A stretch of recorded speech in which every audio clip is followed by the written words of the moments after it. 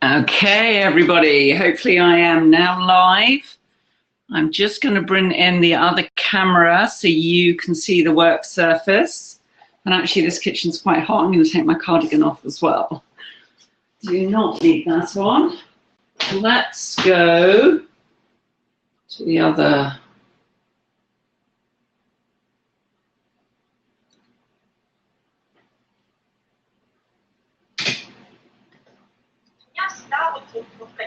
Горизонты, какой-то масштаб, какие-то идеи, и я достаточно на предприятиях, я достаточно быстро все это. Of course, mastering reading all this is a whole nother thing. Right, let's see if I can find myself. Goodness gracious. It's absolutely fantastic how many, oh look. I am waiting for the host to accept.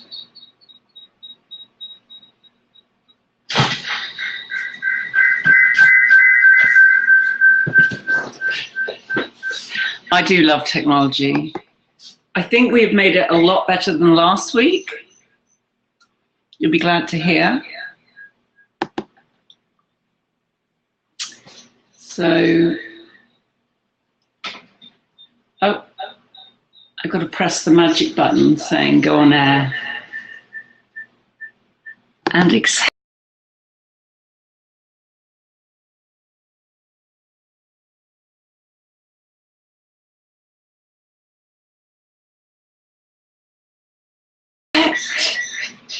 My other Twitter account. Right, I think, oh, a second now. There you go. So you can see me and I can talk to you and hopefully answer any questions. I need to make sure that's muted and volume is down. There we go. I think actually it asked me, did I want to use, there we go, it's notifying people. And I do not know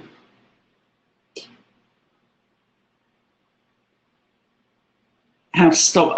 If someone could tell me whether you're hearing me twice, because I think I've moved everything to as low as it possibly goes. Let's not reach across the camera, that doesn't help you at all. Okay, sorry about the mess. To try and make this flow, I've actually just been making a quiche, so that's in the oven right now. So I can actually create the quiche now for you, get it to the point where I'm putting it in the oven, and the aim is we'll take the other one straight out of the oven, because clearly I could chat to you very easily for 30 minutes, but you don't really need that. So here we go. We're going to make our pastry first. And for a quiche, it is a short crust pastry. However much flour you put in, it's half that amount of fat. So I've measured that. I have a pound of flour here, and I'm putting in, therefore, 8 ounces of fat. Now, I like to use half lard, half butter. I like the flavor that that gives. So that's what I'm going to do. I think it gives quite a nice, crispy, flaky pastry. So there we go. Get rid of that. Now, when you're making pastry, a lot of people seem to panic about making pastry. Don't. One, just make it. The more you make something, the more confident you always will get. And the other important thing is just follow a few easy techniques. For example, the secret of good pastry is not letting the fat melt until you put it in the oven. So try not to use your hands until you really need to. So as you can see, I'm actually using just a standard knife. It's not a sharp knife, just a normal everyday eating one, cutlery drawer. And this is just to break everything up into fairly small bits. So this in here is flour, a pinch of salt, and I literally do mean a pinch. One of the beauties of making your own pastry and dishes like this is if you need to be on a low sodium diet, you have total control. And I'm a big fan of control. You can ask my family. So anyway, let's keep this going, and hopefully, yes, you can see on that camera that it is coming quite small now, and I'm getting to a point where I can actually put my fingers in and start rubbing it. And I want to rub it till I get to everything looking consistently like breadcrumbs. I have to tell you, my hair's really annoying me. I should have put it back. I'm not going to touch it now because then I have to go and wash my hands. Oh, complicated. So now I'm just going to put my hands in. Now, generally speaking, if you look at my hands now, not so good at looking at the camera. Why don't I do it like that? That's easier for me. You can see that my fingers have got flour on, but the palms of my hands do not. Your palms normally are very warm. And you know that yourself. If you're getting yourself in a little stressful situation or something, you know, you get sweaty hands, don't you? Well, really, you only get sweaty palms. So avoid that area with the flour. And literally keep it light, keep it airy, and just move. I'm able to keep moving the bowl around, keep going. Now, I could put something under and hold the bowl still. Personally, when I'm doing pastry, I like the fact that the bowl will spin. There's times I do not need a bowl spinning. So be flexible in your kitchen. It's your kitchen, for goodness sakes. So, you know, enjoy it. So here we go. It's actually doing very well. And let's just see how my hands are looking. Oh, can we see? Can we see? Pretty much nothing on my palms still. And you're just literally, if I slow it down, you're bringing it up and you're rubbing it. I don't know which way the camera is. Between your fingers and dropping it again. And we're doing that quite quickly for that exact reason I mentioned. We do not want the fat to start melting. So if any of you watched me last week, we have our fingers crossed that we will not have an issue today with technology. We have got a direct line into the internet.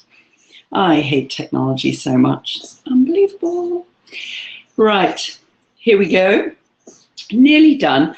And now we're going to firm this into the pastry, into the dough, by adding cold water. So you don't want lukewarm water. I've literally just taken this water from my fridge. I'm lucky enough to have a fridge that dispenses cold water. You know, but if you're not, get some water out of the tap. And if you're living, I mean, I am British, but I live in Austin, Texas. Our water does not come out of the tap cold. Then again, I grew up in Scotland, and I can tell you it does come out. So, you know, put some in a jug, put it in the fridge if that's going to be the case. So here we go. It's pretty nice there. It's got a slightly different color now as well, hasn't it? You can see it's taken on that yellowy color of fat being in there. As I said, I've already got the water ready. So here we go. Now, it's better to add a little water and then a little water than just throw it on in there. As I said, this is more pastry than I need for a quiche. That works in this house at the moment. I have 5 children who are in this house, my husband and myself. So it's very easy for me just to make some fruit pies or jam tarts, you know, use it up. I do not want to be doing multiple small batches. And pastry actually freezes very nicely. So you could freeze it down and then bring it out, defrost it, because of course at that point you are not letting it get warm. So that's useful as well. I have mixed it with this knife. Once again, I haven't put my hands in there. I put cold water in, then I used my knife, and you can see that it's pretty much all coming in together now. So I'm happy now to throw my hands in there and give it a little bit of attitude from me. And what we want is it all to come together, making the bowl clean, but not be sticky. You do not want your pastry sticky. So here we go. As you hopefully hopefully you can see. The bowl is coming up nicely, and I have nothing left in there now. So I can move it to my work surface, which already has got a wee bit of flour on it. Now, ooh, I'm just going to add a little extra flour from my shaker. Goodness me. Only because I'm live on air, I can tell you that shaker feels nearly empty. I will be topping that up in 2 seconds. That'll be an extra bit for the blab session. So I'm making it round because I am putting it into a round pie dish. I have a rolling pin, and you're just going to roll your pastry out. Keep those hands flat and keep the pressure even. That will help you. Now I'm just going to add a little there, smooth it around, open it up, and I'm about to turn it over, but I already know because I could feel it just then. So let's add the flour, make that whole surface good. A wee bit, I mean, you are not putting a lot more flour on there. We are not trying to, I'm so sorry about my hair. Goodness me, it's annoying me. There we go. We're not trying to add lots of flour to the pastry. We want that nice consistency that we've already made. So that's quite important. So now we've rolled our pastry, and it is ready for us to put, and I'm just, in our pie dish, I'm just checking that it is loose under there. If it wasn't at this point, then the chances are I'm just going to take a spatula and literally run it under, because a spatula is flat, and it will go through. That one actually was fine. So I then put it on my rolling pin. I find that the easiest way to lift pastry. And there you go. It's all looking good. Now, I have the dish just here. So I am actually going to use a dish that has holes in the bottom that lets the heat come through. It stops the pie or quiche in this point becoming soggy on the bottom. And your other way to do that is actually pre-cook as well, but we're not doing that today. So I'm just going to lay this across, roll it with this, put that to the side, and now I know I can just literally push it into the corners. Now you're going to push it in gently because we don't actually want it to break on us. And pastry shrinks when you cook it. So at this point, what we need to do is, in actual fact, trim the edge. You can trim it once again just with your blunt knife. And if I was doing this with some of my younger children, then that's exactly what I would do. I just have them trimming with the blunt knife. Me, so we're actually just going to trim much more quickly, but with the sharp knife. So I'm going to keep the knife flat to the edge of the dish, and that's going to stop me from coming in too far. So at the moment, the pastry is showing to be nicely on the edge there. Once it is cooked, actually it will be upright and almost a perfect pie, quiche. Goodness me. So here we go. Let's keep going around and just make sure it is into the, now the weight here of this pastry is what's pulling it out. So I'm just going to get rid of that. And don't worry, you can see here I'm pushing it in because I've got my finger on it. I can't just hold the bottom because it's a loose based tin. So that'll go very wrong very quickly. So there we go. Move my knife out of the way. And here we go. I now have the quiche. I can make sure it's all looking nice and it's done. So I have, at this point, I could put the quiche just like this in the fridge, keep it cool while I sort out the fillings. And it depends what you want your fillings to be. It's going to cook in an oven at about 350 for about 30, 40 minutes. You need to look at it. Everybody's oven is different. You know, cooking is something you need to flow with. It's not an exact process because there's so many variables, the quality of the food, the room temperature, the effectiveness of your oven, how old some fruit or veg are will dictate how quickly they're going to mush down or hold their shape or need cooking. Lots of variables. So I've already made, as I said, a quiche, so it's ready to come out to show you that. But which means, because it's me, I actually just doubled up the batch. So I chopped up some bacon. In fact, I'll show you, since it is all done. I just chopped up, there you go, some bacon, and then gently fried that. The juices from the fat from the bacon coming out, I then added some raw onion, and I gently cooked that. Once I'd used it for the other quiche, I then forgot it was still on the stove. So there we go. So it's a little, luckily these are stone pans, they clean so easily. Although really I would say to you all, that is a lot of flavor in that. So we're just going to put this already into our quiche base. Now, you could put whatever you like in your quiche. That is one of the joys of a quiche. Really, it's suitable for the whole family. And I'm a big fan of doing individual things. Many guests and people in this household will say that I like doing the, let me move that pan, goodness me. So actually making individual quiches is very easy. And at that point, the pastry is all the same. The egg and milk, which we're about to just look at, is the same. So it allows you to put variety. And that would certainly work in this house because my youngest son, Benjamin, loves tomato. My middle son, Alexander, absolutely hates it. He'll eat salsa, he'll make salsa, but he won't eat tomatoes, anything. I mean, there you go, weird. So it allows them to put what they want in there and create, but you're still basically doing the consistency part of the pastry and what have you. So I've got cheese ready to go in here, and this is the egg mixture.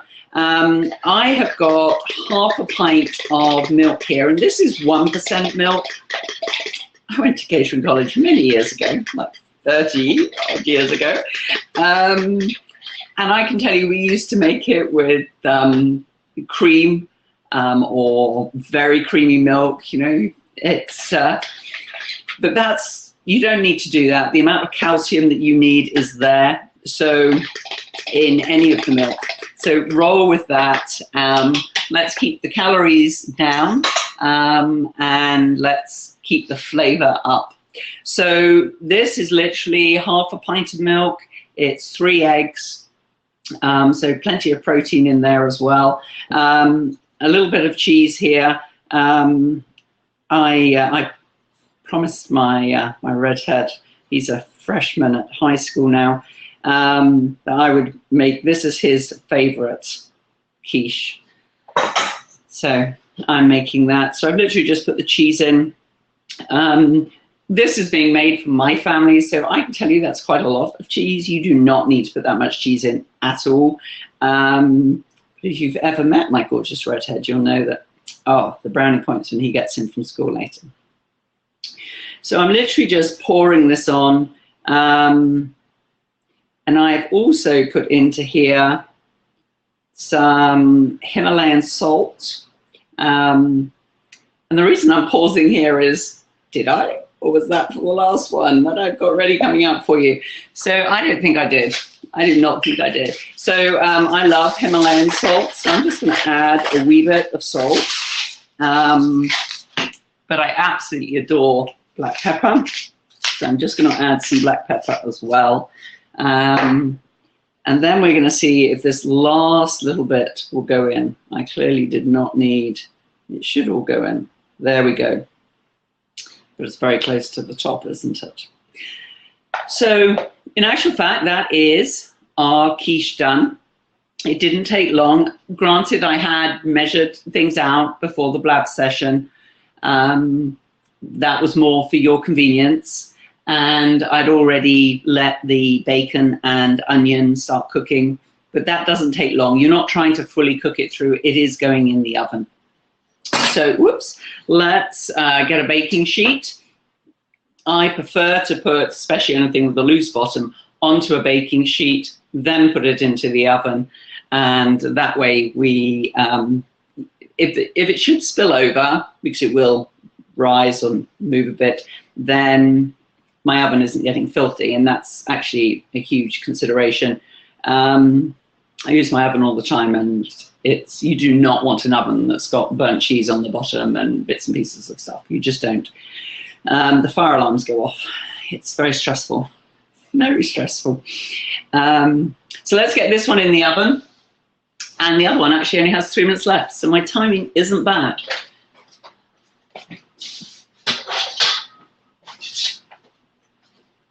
Here we go. And I'm literally just going to lift it up.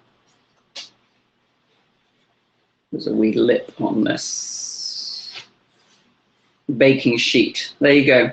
And I'm going to open the oven, put that in.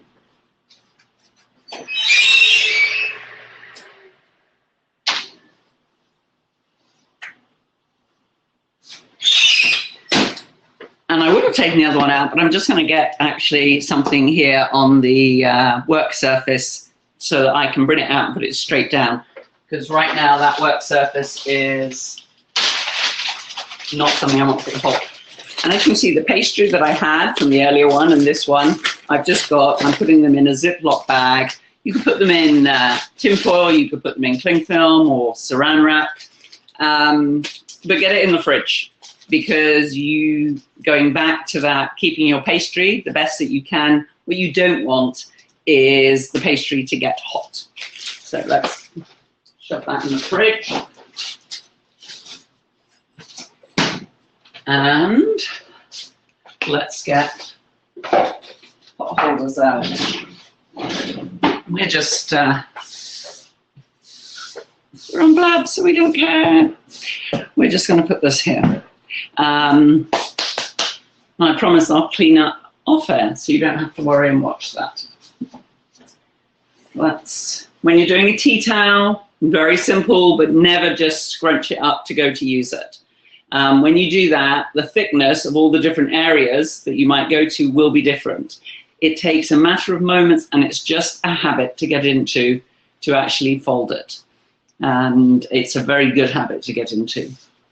You do not want to burn yourself. So this is slightly, it's still saying 1 minute to go, but I'm just going to get it out anyway and show you. So I think you can see that. I'm not totally sure. There we go. Is that better? Maybe not.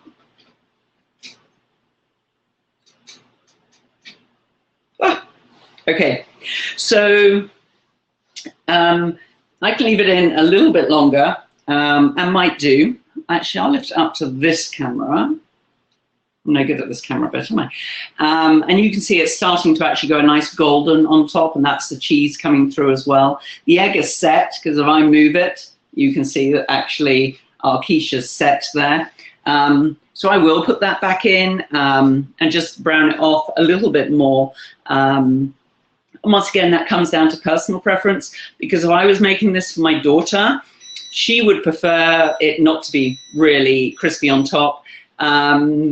I promised this to my my redhead, as I said, a freshman at high school, and he loves the cheese really, really crispy on top. So there we go. It was a fun exercise to do that. Each week I'm trying to think of different things to do for you on Blab and camera angles and make sure that you can see everything. But any suggestions, greatly received. And you see, I'm forgetting to look at my Blab screen and anything that's there. So can I say Spry to Lorraine?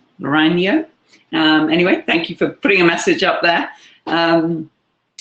It took me a little while to work out that I needed 2 cameras. I mean, I didn't do a blab without it, but how do I do it? 2 Twitter accounts got that going for me. Anyway, I'm going to be doing a cooking blab every Wednesday, and it will schedule for 11 o'clock in actual fact, every Wednesday. So do look out for that. And any suggestions, I'd be very happy to create those dishes for you. Thanks, everybody, and have a wonderful Wednesday.